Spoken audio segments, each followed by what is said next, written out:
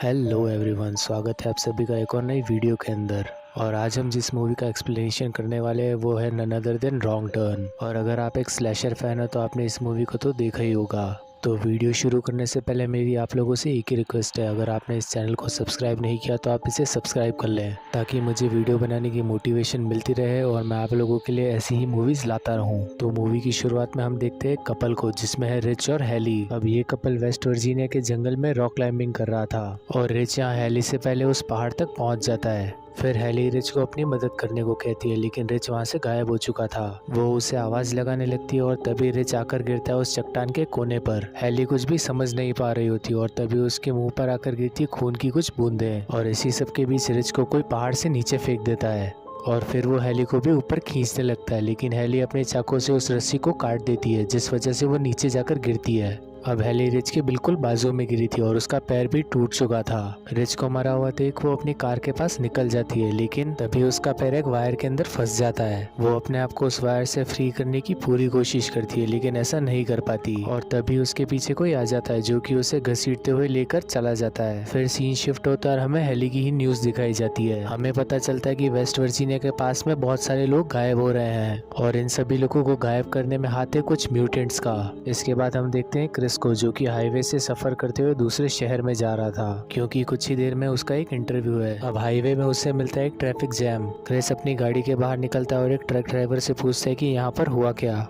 वो truck driver उससे बताता है कि 5 मील की दूरी पर एक ट्रक पलट गया है और इसी की वजह से इतना लंबा ट्रैफिक लगा हुआ है। अब वो ट्रक ड्राइवर क्रिस को एक शॉर्टकट बताता है और क्रिस बिना कुछ सोचे समझे उस रास्ते के लिए निकल लेता है। अब क्रिस यहाँ पर ये बताना चाहता था कि ट्रैफिक की वजह से वो लेट हो जाएगा, लेकिन उसके फोन पर सिग्नल ही नहीं थे। अब सड़क पर आगे चलने के बाद क्रिस को एक गैस स्टेशन का पता लगता है और कुछ ही देर में क्रिस गैस स्टेशन पहुंच जाता है। अब इस गैस स्टेशन पर एक अजीब सी बात ये थी कि वहाँ पर बहुत सारी गाड़ियाँ खड़ी हुई थी, लेकिन वहाँ रास्ते में कोई भी नहीं था। फिर क्रिस उस जगह का फोन ट्राई करता है, लेकिन वो भी डेड था। उस जगह का मालिक मेनार्ड भी उसकी कोई मदद नहीं करता है, इसीलिए क्रिस खुद का ही रास्ता ढूंढने लगता है। उसे वहाँ पर एक मैप मिलता है जिसके अंदर एक रोड मार्क थी और अब क्रिस उसी रास्ते के लिए निकल जाता है। फिर क्रिस के सामने यहाँ पर आते हैं 2 टर्न और क्रिस रॉन्ग टर्न के लिए निकल जाता है। अब क्रिस को वो रास्ता लिए हुए कुछ ही देर हुई थी और तभी उसे दिखता है एक मरा हुआ हिरण। अब क्रिस उस हिरण को देखते हुए गाड़ी चलाने लगता है, लेकिन इसी वजह से उसकी गाड़ी एक दूसरी गाड़ी पर ठुक जाती है जो कि रास्ते के बीच में खड़ी हुई थी। फिर उसे पता चलता है कि ये गाड़ी है कुछ कॉलेज स्टूडेंट्स की। क्रिस यहाँ पर उन लोगों को पूरे पैसे देने की बात करता है, लेकिन वो लोग बताते कि उनकी गाड़ी का टायर खराब हो गया था और उस टायर को देखकर ही पता चल रहा था कि ये किसी ने जानबूझकर किया है। अब हमें उन कॉलेज स्टूडेंट्स का नाम पता चलता है, जैसी, कार्लिन, स्कॉट, इवन और फ्रांसिन, और ये सभी लोग कैंपिंग मनाने जा रहे थे। अब क्रिस उन्हें बताता है कि पीछे जाने से कोई भी फायदा नहीं है, क्योंकि वहाँ पर गैस स्टेशन पर उन्हें कोई भी हेल्प नहीं मिल सकती और इसीलिए ये लोग फैसला करते हैं कि ये लोग आगे बढ़ेंगे और फ्रांसिन और इवन कार के पास रुकेंगे। उस रास्ते पर चलते हुए ने ज्यादा देर नहीं हुई थी, लेकिन उन्हें तभी दिखता है एक मरा हुआ नेवला और वहाँ पर जंगल में किसी ने आग भी लगाई हुई थी। क्रिस को ये सब अजीब लग रहा था क्योंकि उसने मीलों से किसी भी इंसान को नहीं देखा, लेकिन उन लोगों के पास कोई रास्ता नहीं था, इसीलिए वो मदद ढूंढने को जारी रखते हैं और यहाँ कार के पास इवान गायब हो जाता है। फ्रांसिन को यहाँ लगने लगता है कि वो उसके साथ कोई मजाक कर रहा है और इसीलिए वो सड़क छोड़कर उसे जंगल में ढूंढने चली जाती है। जंगल में उसे दिखता है इवान का जूता और कुछ ही दूरी पर उसे दिखता है इवान का कटा हुआ कान। अब फ्रांसिन ये सब कुछ देखकर डर जाती है और तभी उसके पीछे से आता है एक भयानक आदमी। वो फ्रांसिन पर हमला करता है और उसे बहुत बुरी तरह से मार देता है। इसके बाद हमें फिर से यही लोग दिखाए जाते हैं जो कि डेड एंड तक पहुंच चुके थे। इस सब के आगे कोई भी रास्ता नहीं था, लेकिन तभी उन्हें एक कैबिन दिखाई देता है और ये लोग डिसाइड करते हैं कि ये मदद मांगने वहाँ पर जाएंगे। इन सभी लोगों को उस रास्ते पर बहुत सारी पुरानी कार्स नजर आती है और फिर क्रिस उस कैबिन के दरवाजे पर बहुत देर तक नॉक करता है, लेकिन वहाँ से कोई भी जवाब नहीं आता और फिर ये सभी लोग दरवाजा तोड़कर उस कैबिन के अंदर चले जाते हैं, जहाँ पर उन्हें बहुत सारी अजीब सी चीजें दिखती है। फिर कार्ली वहाँ पर बने हुए एक बाथरूम में जाती है जहाँ पर उसे एक आदमी की डेड बॉडी दिखाई देती है और तभी वो भागते हुए वहाँ से दूसरे लोगों के पास जाती है। क्रिस को वहाँ रखे फ्रिज के अंदर मिलते हैं बहुत सारे ह्यूमन पार्ट्स और फिर उनकी नज़र जाती है वहाँ पे पड़े हुए एक वायर पर, जो कि बिल्कुल वैसा ही था जैसे उनकी गाड़ी का टायर पंचर करने में यूज हुआ है। और इतना सब कुछ देखकर ये सभी लोग वहाँ से भागने लगते हैं, लेकिन तभी उस कैबिन पर आने लगती है एक गाड़ी और उस गाड़ी को पास आता देख सभी पीछे के रास्ते से निकलने की कोशिश करने लगती है, लेकिन पीछे का दरवाजा लॉक था, जिस वजह से इन सभी लोगों को उसी घर के अंदर छुपना पड़ता है और अब उस घर के मालिक आ चुके थे। क्रिस और कार्ली बेड के नीचे अच्छे से छुपे हुए थे और तभी उनके सामने आकर गिरती एक बॉडी जो कि थी फ्रेंसिन की। ये सब कुछ देखने के बाद क्रिस अपने आप को पूरी तरह से कंट्रोल करने लगता है और कुछ ही देर में वो कैबिन के मालिक सो चुके थे और यहाँ पर इन लोगों को भागने का एक अच्छा मौका मिला हुआ था। वो सभी लोग यहाँ से निकल ही रहे थे, लेकिन तभी एक म्यूटेंट की नजर क्रिस पर पड़ जाती है। वो म्यूटेंट्स अपनी गाड़ी शुरू करते हैं और उन सभी लोगों का पीछा करने लगते हैं। यहाँ पर क्रिस और बाकी लोग खराब पड़ी गाड़ियों के पास आकर छुप जाते हैं। वो वहाँ पर पड़ी सारी गाड़ियों को स्टार्ट करने की कोशिश करते हैं, लेकिन अफसोस एक भी गाड़ी स्टार्ट नहीं होती और तभी इन्हें उन लोगों के ट्रक की आवाज आने लगती है। इस वजह से ये लोग छुप जाते हैं और अब हमें ये लोग सही से दिखाए जाते हैं। वो तीनों ही डिसफिगर्ड म्यूटेंट्स थे जिनके नाम थे वन आई, सॉटूथ और थ्री फिंगर। क्रिस यहाँ पर प्लान करता है कि ये सभी लोग उन लोगों की गाड़ी लेकर यहाँ से भाग जाएंगे और फिर क्रिस इन म्यूटेंट्स का ध्यान बटाने लगता है और उनमें से एक म्यूटेंट क्रिस के पैरों पर गोली मार देता है, जिस वजह से क्रिस नीचे गिर जाता है और बाकी के लोग उन म्यूटेंट्स का ध्यान अपनी ओर बटाने लगते हैं। स्कॉट उन तीनों म्यूटेंट्स का ध्यान अपनी ओर खींचने में कामयाब हो जाता है और वो तीनों उसके पीछे लग जाते हैं। जेसी और कार्ली स्कॉट को उठाकर उस ट्रक के पास लेकर आते हैं और ट्रक का दरवाजा खोलते इवान की लाश बाहर आकर गिरती है। अब ये तीनों उस ट्रक को लेकर वहां से भाग जाते हैं और प्लान करते हैं कि कुछ ही दूरी पर स्कॉट को बचा लेंगे और कुछ ही दूरी पर इन्हें स्कॉट भी मिल जाता है जो कि ट्रक के पास आ रहा होता है, लेकिन तभी एक तीर आता है और उसकी बॉडी के आर पार हो जाता है और वो म्यूटेंट्स मिलकर इन लोगों पर भी तीर की बारिश कर देते हैं। इसीलिए इन लोगों को भागना पड़ता है और भागते हुए ये सभी लोग पहुंचते हैं एक डेड एंड तक। इस सब के बाद रोड खत्म हो चुकी थी, इसीलिए इन्हें वो ट्रक छोड़कर आगे भागना पड़ता है और बहुत देर तक भागने के बाद इन्हें एक वॉच टावर नजर आता है। अब ये सभी लोग उस टावर पर चढ़ जाते हैं और चारों तरफ देखकर उन्हें सिर्फ जंगल ही नजर आ रहा था। अब कार्ली यहाँ पर स्कॉट को फर्स्ट एड देने लगती है और तभी इनकी नजर एक रेडियो पर जाती है।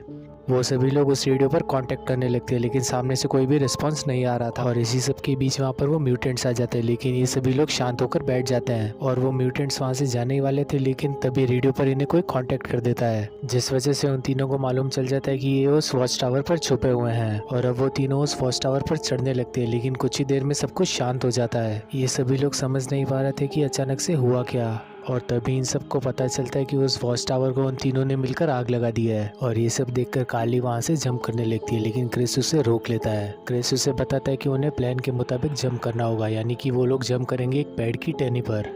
अब सबसे पहले क्रिस जंप करता है और वो सही सलामत उस पेड़ तक पहुंच जाता है और उसके साथ साथ जेसी और कार्ली भी जंप कर उस पेड़ की टहनी तक पहुंच जाते हैं, लेकिन तभी कार्ली को जंप करते हुए देख लेता है वो म्यूटेंट और वो उसके पीछे आने लगता है। वो उस पेड़ पर चढ़ने के साथ ही कार्ली को दबोच लेता है और उसका काम वहीं पर तमाम कर देता है अपनी कुल्हाड़ी के साथ। अब जेसी यहाँ पर अपनी दोस्त को मरता देख वहाँ पर जोर से चीखने लगती है, लेकिन क्रिस उसका मुंह दबा देता है। लेकिन यहाँ पर थ्री फिंगर उनके पीछे ही आ रहा था, इसीलिए यहाँ पर क्रिस एक प्लान बनाता है जिसमें कि जेसी उस म्यूटेंट का ध्यान अपनी ओर खींचने लगती है और क्रिस एक टहनी को मोड़कर पकड़ लेता है और जैसे ही थ्री फिंगर वहां पर आता है क्रिस उस टहनी को छोड़ देता है और वो टहनी जाकर लगती है सीधा थ्री फिंगर को, जिस वजह से वो जमीन पर गिर जाता है। इतना अच्छा मौका देखकर वो दोनों यहाँ से बहुत ज्यादा दूर निकल लेते हैं। अब वो दोनों भागते हुए पहुंचते एक वाटरफॉल के नीचे और जेसी बताती है कि उसका ब्रेकअप हुआ था, जिस वजह से उसके बाकी दोस्तों से कैंपिंग ट्रिप पर लाए थे, लेकिन यहाँ पर आने के बाद तो उसने अपने सारे दोस्तों को ही खो दिया और इसी सब के चलते वहाँ पर सुबह हो चुकी थी और वो लोग यहाँ से बाहर निकलने की कोशिश करते हैं।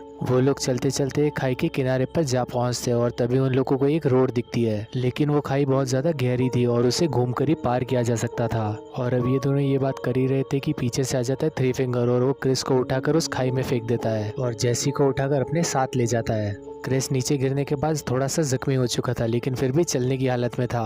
वो उस रोड तक पहुंचता है और तभी उसे दिखती है वहाँ पर एक पुलिस की गाड़ी। वो उस पुलिस की गाड़ी को रोक लेता है और तभी उस गाड़ी के अंदर से निकलता है पुलिस वाला और ये पुलिस वाला इन लोगों को ही ढूंढते हुए आया था, क्योंकि पिछले रात इन लोगों ने उसे रेडियो की मदद से कांटेक्ट किया था। और ये सब कुछ सुनकर क्रिस की खुशी का कोई ठिकाना ही नहीं था, लेकिन तभी वहाँ पर आ जाता है थ्री फिंगर और शेरिफ की आंख में एक तीर मार देता है, जिस वजह से वो शेरिफ वहीं पर गिर जाता है और ये सब देखकर क्रिस जाकर छुप जाता है झाड़ियों के अंदर और तभी वहाँ पर आ जाता है थ्री फिंगर और उस शेरिफ का पूरा खेल खत्म कर देता है। फिर वो उसकी डेड बॉडी को उठाता है और उसकी गाड़ी में डालकर वहाँ से निकलने लगता है और तभी क्रिस आकर उस गाड़ी को नीचे से पकड़ लेता है, जिस वजह से वो भी उन लोगों के साथ ही चला जाता है। फिर हम देखते कि एक म्यूटेंट जेसी को टेबल से बांध देता है। वो जेसी को मारने की तैयारी तैयारी करने लगता है, लेकिन तभी वहाँ पर आ जाता है थ्री फिंगर और फिर उसे थ्री फिंगर की मदद करनी पड़ती है उस शेरिफ की डेड बॉडी को उठाने के लिए। वो दोनों मिलकर उस बॉडी को अंदर लाते हैं, लेकिन थ्री फिंगर को अभी तक ये नहीं पता था कि वो क्रिस को भी अपने साथ लेकर आ चुका है। और फिर क्रिस उनके दरवाजे पर आग लगा देता है, जिस वजह से वो म्यूटेंट्स भागकर बाहर चले जाते हैं। और फिर क्रिस अंदर आकर उनके घर को अंदर से भी आग लगा देता है और जेसी को फ्री करने लगता है। लेकिन तभी वहाँ पर सॉटूथ आ जाता है और क्रिस से उसकी हाथापाई हो जाती है। अब क्रिस यहाँ पर उसे बहुत बुरी तरह से मारने लगता है और फिर वहाँ पर थ्री फिंगर आ जाता है जो कि क्रिस पर कुल्हाड़ी से हमला कर देता है, लेकिन क्रिस उसकी कुल्हाड़ी लेकर उसी के सर पर दे मारता है। फिर क्रिस उसी कुल्हाड़ी से वानाई को भी नीचे गिरा देता है और जेसी को फ्री करने लगता है, लेकिन तभी वो देखता है कि सॉटूथ अभी तक जिंदा है। फिर उसकी नजर जाती है वानाई और थ्री फिंगर पर जो भी अभी तक जिंदा है और फिर वो ये सोचने लगता है कि इतना मारने पर भी वो नहीं मरे, इसीलिए क्रिस वहाँ पर एक गैस कैन में गोली मार देता है, जिस वजह से उनका पूरा कैबिन उड़ जाता है। फिर वो उन म्यूटेंट्स का खटारा ट्रक लेकर पहुंचता है सीधा उसी गैस स्टेशन पर और वहाँ पर जाकर वो उस मैप को फाड़ देता है जिसे कि हमने देखा था मूवी की शुरुआत में। और इसके बाद वो जैसी हाईवे की तरफ निकल जाते हैं और हमें लगता है कि मूवी यहीं पर खत्म हो गई।